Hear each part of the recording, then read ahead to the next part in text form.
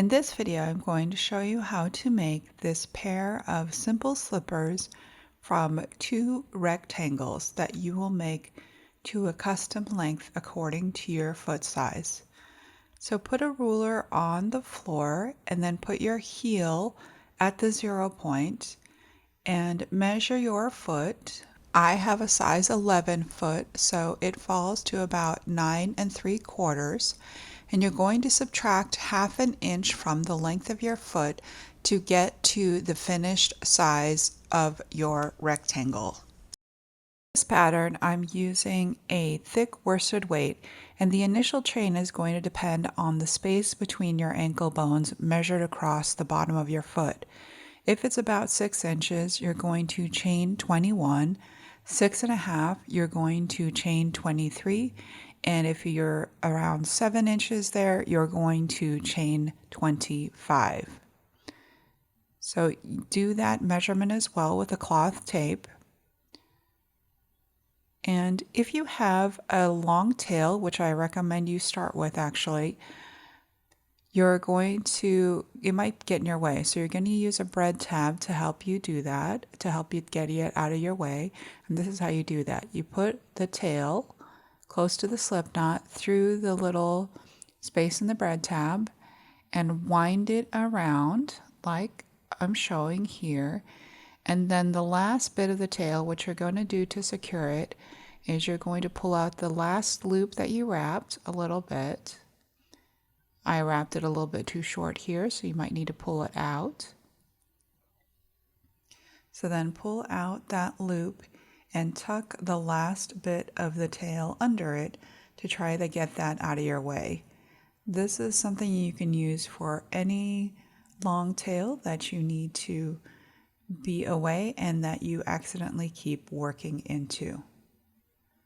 Now, after you finish your initial chain, it's best if you work into the bumps of your chain. And what that means is that you're going to look at this side and see those bumps going down the length of your chain. I'm going to point it out here with this knitting needle, and that is the bump that you want to work into. And then that's the next one, etc. So you'll have a much nicer edge if you work into those bumps as opposed to working into either the front loop or the back loop of the chain. But because working into the front or back loop is often easier for beginners, I'm going to show you how to do that. Work into the second chain from your hook, yarn over, pull loop through, yarn over, and complete that single crochet. And to help you keep track of where you are, I recommend placing a stitch marker into that first single crochet. That way, when you work the subsequent row, you can know exactly where to insert into to get to the last stitch. And I'm pointing out to put that stitch marker through both legs of the stitch instead of just one, so you know exactly where to insert when you get again to the end of the subsequent row. So work a single crochet into each of the stitches across, into each of the chains across. And if you want to work into those back bumps, that's also my recommendation. And if you have trouble seeing your chains, one thing to note is that you always want to work into that next closed loop. See how this loop is really open, and that's because there's a single crochet in it. And then if you look at the one right next to it, it is very closed because it does not have a stitch in it. That is how you know where you need to insert next on your chain. So make sure you make a note of that. If it's stretched out, it's already been worked into. If it's closed, it's not been worked into. Now, once you get to the last stitch in your chain, the last single crochet of your row, I do again recommend that you take another stitch marker to be able to distinguish that very last stitch, and again putting it through both legs of the stitch, so you know exactly, if you stop right now, you know exactly where to go next. And also something that is really common with beginners is that they flip over their work accidentally. So I recommend also putting a stitch marker in the top of your first row, so that way you know which is the top and which is the bottom, because they look almost identical, especially if you've worked into the back bumps of a chain. So that way you'll be able to visually distinguish which side is which and not be accidentally working into the chain again. Now we're going to turn our work and chain one. It doesn't matter if you turn and chain one or chain one and turn. And what it does is it sort of makes the height of the stitch like this. So you go up and over, and that's what the turning chain functions as, is a height adjustment. So let's insert into that last stitch of the previous row, which will now be the first stitch of this row. And you can do that with the stitch marker still in, especially with a thick yarn like this. Make sure you insert under both legs, which is what I'm showing you. So both strands of the top of the stitch, and yarn over and make sure you make that single crochet. And then you're going to take out that stitch marker and again replace it into the stitch that you just made, so you know again where you finish the next row. This is something you're going to need to do every time you make a row.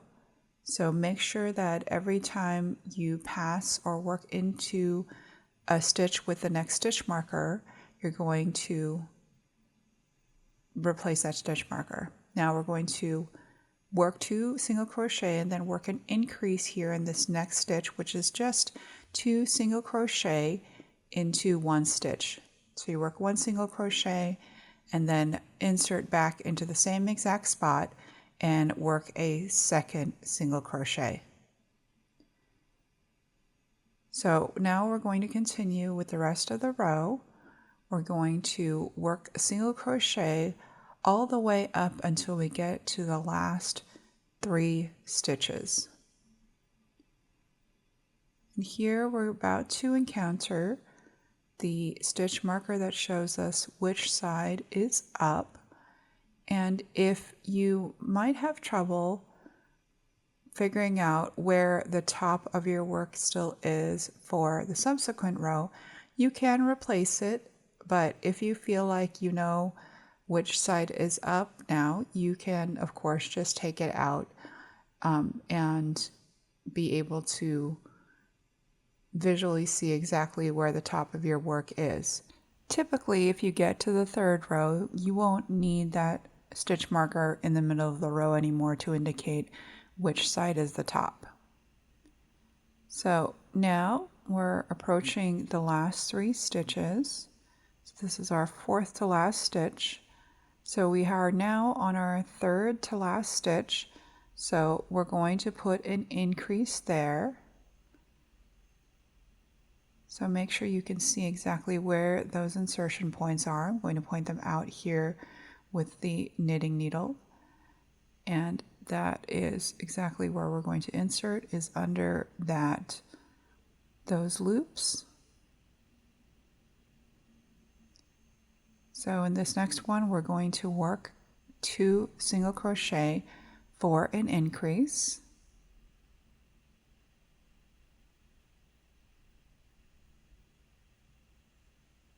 So again, 1 double crochet, insert back into the same spot, and work a second single crochet. And then we're going to insert into the next stitch and work a single crochet in the last stitch. Remember, if you need help, you can use that stitch marker to sort of help you open up that stitch, but if it's getting in your way, then you can remove it and know that you're in the right spot. And again, replace it always after you work the first and last stitches. And this is what your work should look like at the end of row 2. For row 3, we're going to chain 1 and turn our work. And we're going to take out that stitch marker. So here I'm going to chain 1, and I've already turned, and insert into that marked stitch. Now again, if you need help, having that stitch in or stitch marker in is perfectly acceptable as you work the stitch. Make sure again you're inserting into the 2 legs of the stitch. That's what it should look like when you insert into that first stitch, and really all subsequent stitches. So pull that loop through and then yarn over and pull through 2. And again, make sure to replace that stitch marker in that stitch you just made, so you can always know where you are at the beginning and end of rows.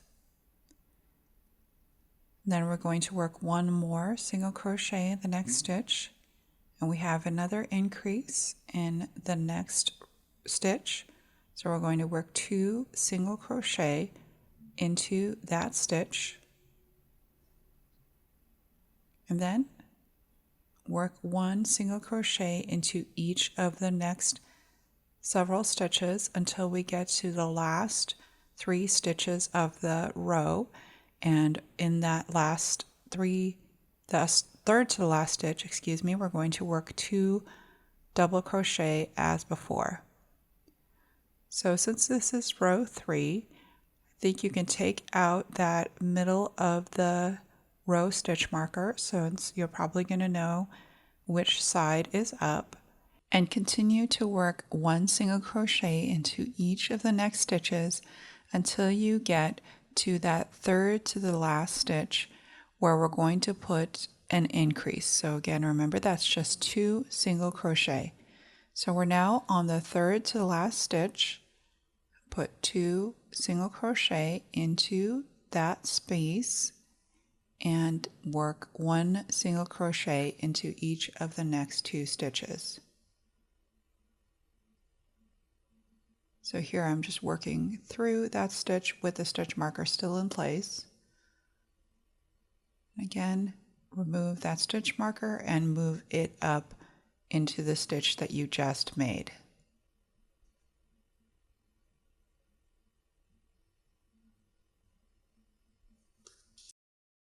Now we're going to chain 1 and turn and work into that first stitch again. So again, we're going to insert into that stitch and make a single crochet. We're going to take out that stitch marker, move it up,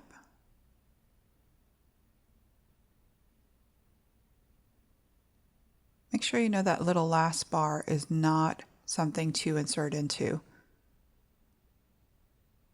Then put that stitch marker into the stitch.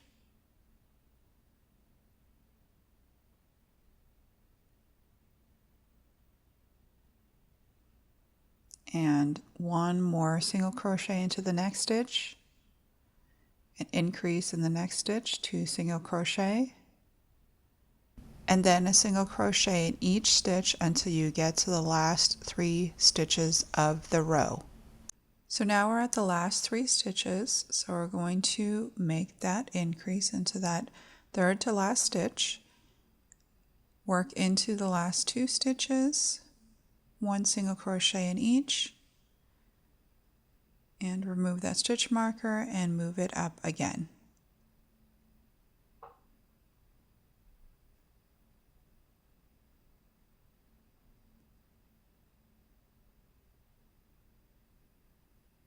After this, you're going to work 1 more increase row and work 2 single crochet into the third stitch and then the third to the last.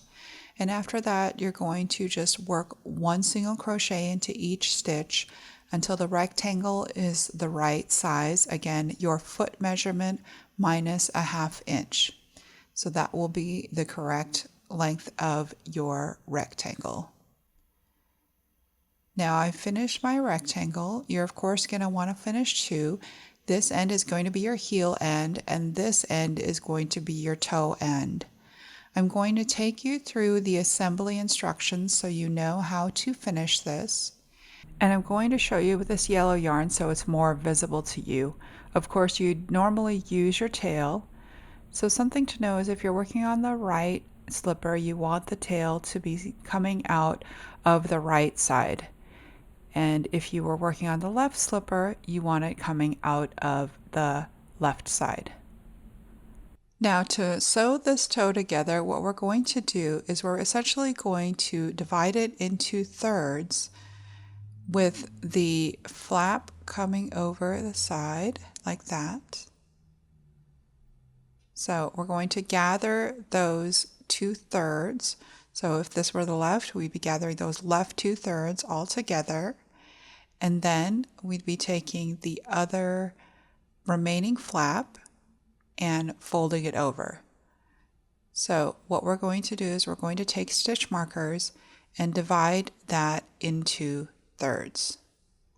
Now on the heel side, what we're going to do is we're going to fold that heel end in half, and then we're going to squash the bottom so that it's not coming quite to a point. So about 1 inch from the folded edge, we're going to place a marker and then squash that part perpendicular so that again it doesn't come to this point, which I think would be a little bit uncomfortable on the back of your foot. So measure your heel, fold it over first, and then measure about 1 inch from the folded edge. I don't always like to use the exact end of my tape just because it can be a little bit imprecise. And then I'm going to mark where that 1 inch mark from the folded edge is, making sure to go through both layers so that it's held in place.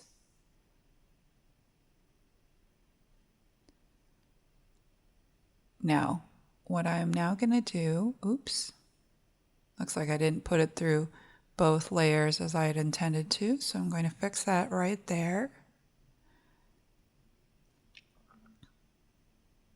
So then what you're going to do is you're going to take that last inch of the heel and you're going to squash it up until it's perpendicular to the seam. So that way it's a little bit more comfortable and a little bit more flat on the bottom there, as opposed to coming to a point. Now thread that tail onto a tapestry needle. I'm going to show you the secret here. Fold your tail over so that there's a loop and make sure it's barely in your fingers like that, barely peeking out.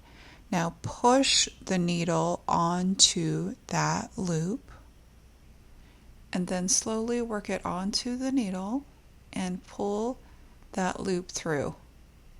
Now to start the heel seam, we're going to work that in and out of each of the stitches until that 1 inch mark from the folded edge. So I'm going to show this to you. So from the tail end, we go back through the layer that we're on and through the corresponding stitch on the other end. So when you work into the bumps, this is the nice braided edge you'll get that looks like a chain. All right, and then we're going to go back through the top stitch and we're going to try to make a little bit of a tacking stitch just because the top of the heel seam there'll be a stress point. So now we're going to go through the next stitch. We're going to go back through the original stitch. Make sure you don't split your yarns like I might be doing here.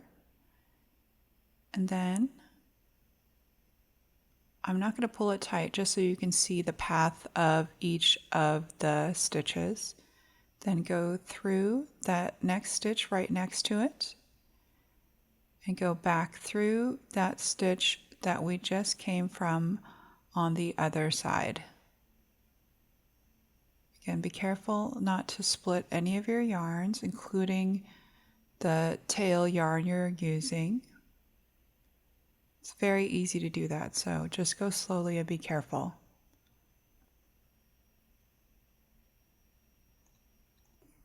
And then we're going to go through into the next stitch. So see how those have the two strands going through it? That's what we want. We want every stitch to be inserted into twice to make a very nice strong seam. So then we're going to go back through that stitch on the other side. Hopefully this yellow yarn is really showing you exactly the path that you should be taking through this heel seam. Then go through that next stitch and back through the same one on the other side that you just came from.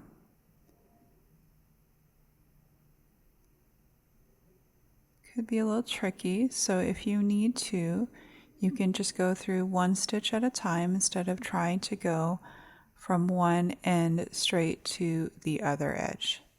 I'm just pulling that up so you can really see how the loop should go. Again, go back through that stitch that we inserted into. Looks like I might have inserted into the wrong place, so make sure you're going through the top of that stitch. And again, into the stitch right next to it. And back through this stitch. If you only see one strand going through a stitch, that way you'll know you will need to work it still. Then go back through the next. Come through the one across. Yep, looks like I did not insert to the right place there. But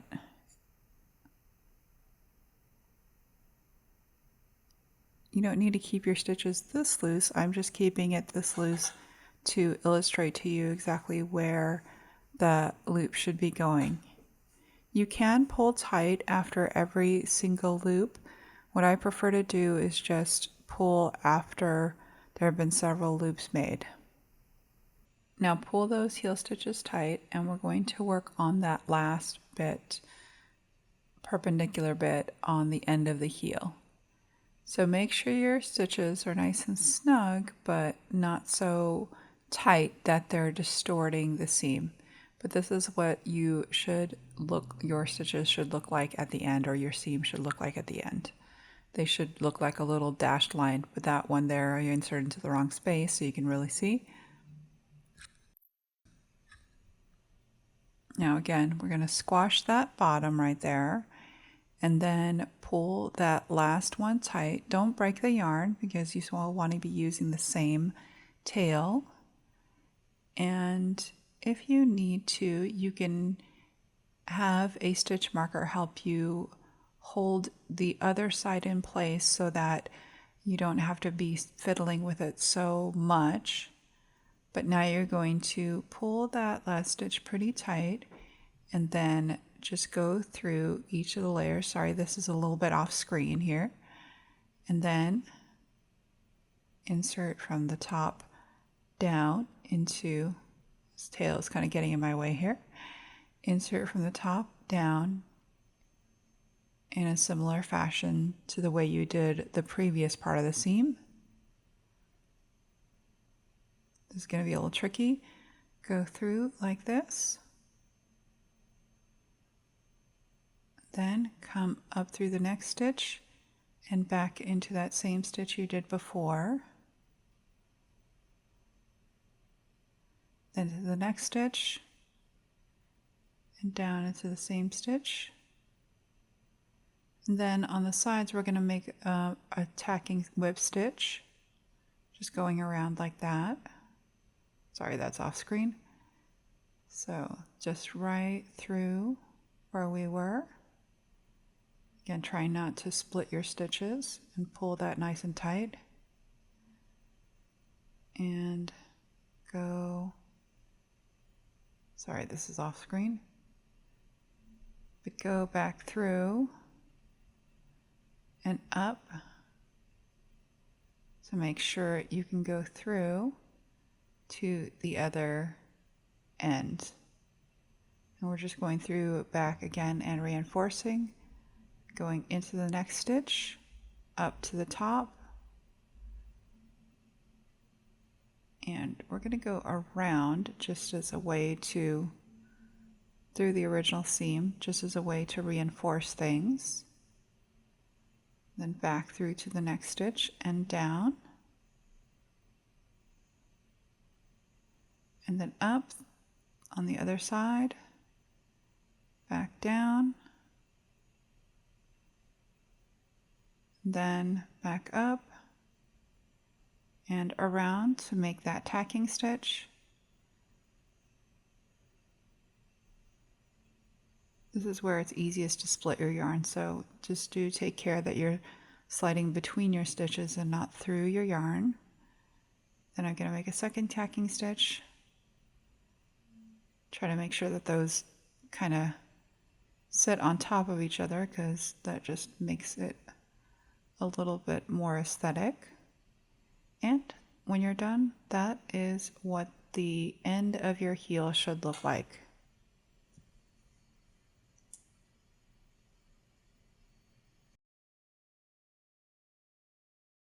Now for our toes, we're going to divide this into thirds. So what I prefer to do is use the metric part of my tape measure because that math is a little bit easier than dealing with the fractions that happen with inches. I don't like using the very end of my tape measure because sometimes that can be a little bit imprecise, so I'll start with the 10 centimeter marker and then make sure that I subtract that 10 centimeters or 100 millimeters at the very end.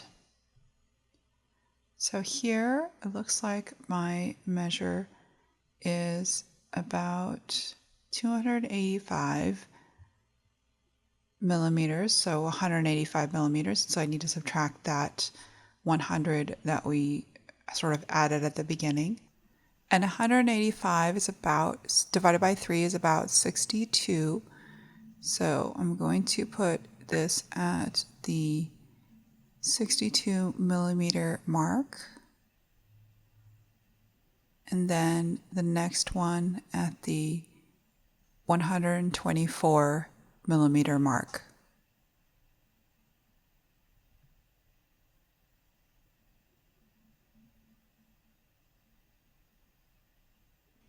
Now, to sew the toe end, you're going to make a running stitch along the edge, of course using the tail. So we're just going to weave in and out of each of the single crochet, going under the two legs of each of the stitches, just back and forth like that, because what we're going to do at the end is gather the stitches together. So this is what a running stitch is. If you have a big enough needle, you can of course do it the faster way like this.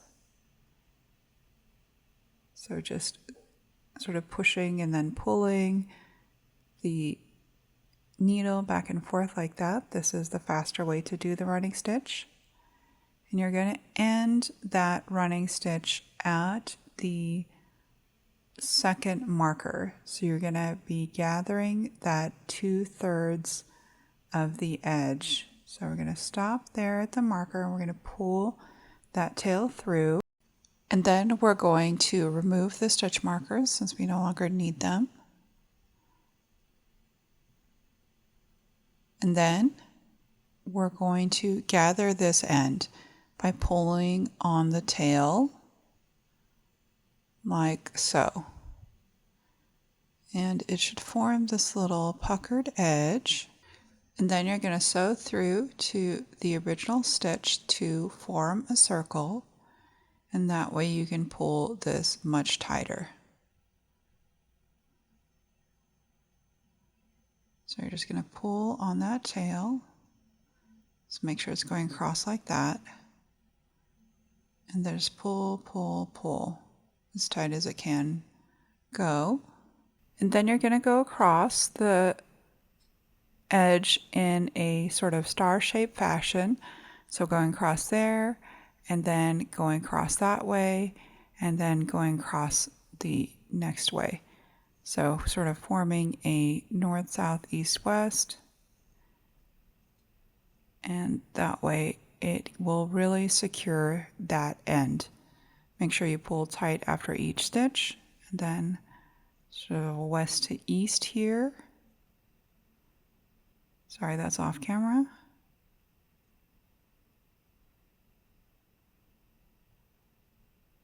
And pull through like that.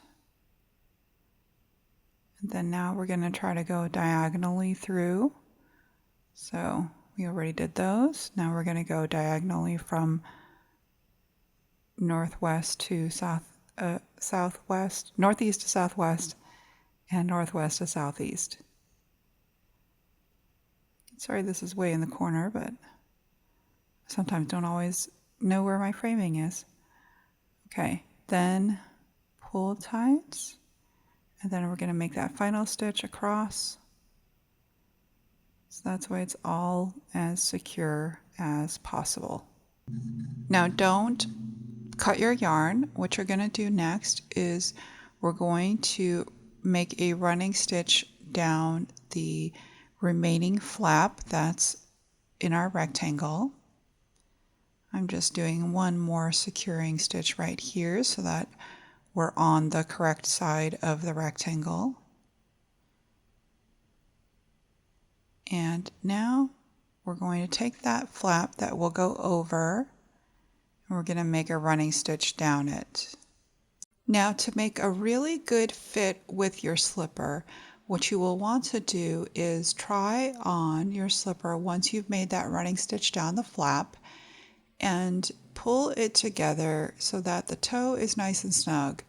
Now this will stretch over time, so make sure that when you do your initial sewing that it's really in the right spot.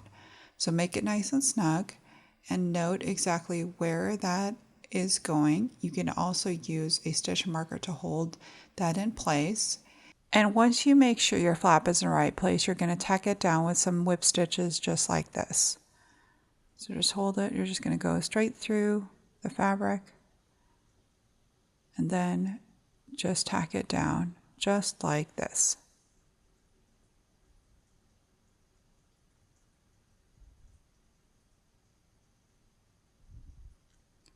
So typically 3 or 4 stitches will work.